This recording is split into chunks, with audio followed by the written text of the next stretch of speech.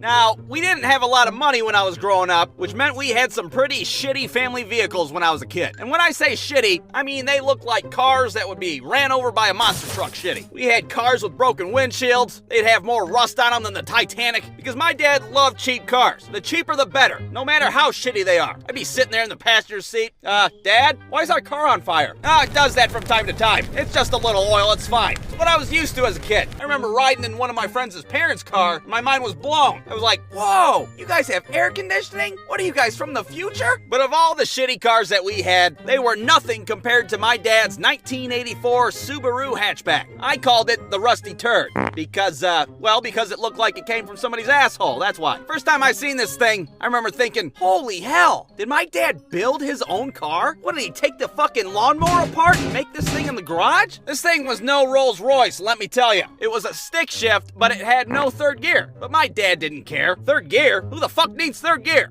Dad, are we even allowed to drive this thing on the road? I don't know, but we're gonna find out, goddammit. We'd be driving down the road, people would be staring at us. Mommy, look, that man's driving a car made out of garbage. Now, another thing about this car was that the passenger door liked to randomly open while you're driving down the road. So you'd be sitting there trying to roll down your window. All of a sudden, your ass goes tumbling down the highway. So my dad fixed it by keeping it held shut with a bungee cord. There we go, good as new, no problem. I'd be sitting there nervous as hell. How many seatbelts do we got in this car? I don't think I have enough seatbelts. That car was a death trap. The goddamn thing didn't even have turn signals that work. Turn signals? Who the fuck needs turn signals? I'll just yell out my window if I have to. Hey, asshole, I'm gonna turn left up here. Can you hear me? My friends were totally afraid of our car. They'd hop in the back seat wearing helmets and shit.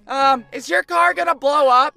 Probably not, but have your mom sign this permission slip just in case. My dad paid $100 for this car. $100. Dad, I don't think we should drive anything that costs less than a washing machine. But he loved it. He'd brag about it to his friends and shit. Yep, bought this thing for $100. It's lasted me 2 years. That's like a $4 a month car payment. Now, the worst thing about this car was that the starter was broken. So that meant if we wanted to go somewhere, we'd have to push the car to get going, and then jump in, pop the clutch, and start the engine. That's what we'd have to do every time we wanted to go somewhere. So every day, we'd be out there pushing this car made out of garbage, like some kind of shitty two-man bobsled team. My friends would be watching us from the sidewalk. What kind of weird circus shit is this? It was pretty goddamn embarrassing, to say the least. We'd be at the grocery store, people would be staring at us and shit. Oh my god, I hope they're pushing that thing off a cliff. But after 2 years, that Subaru had enough. The transmission was destroyed, and my dad had to tie it to a tree and put it down. Well, Rusty Turd, your time is up. Time to die.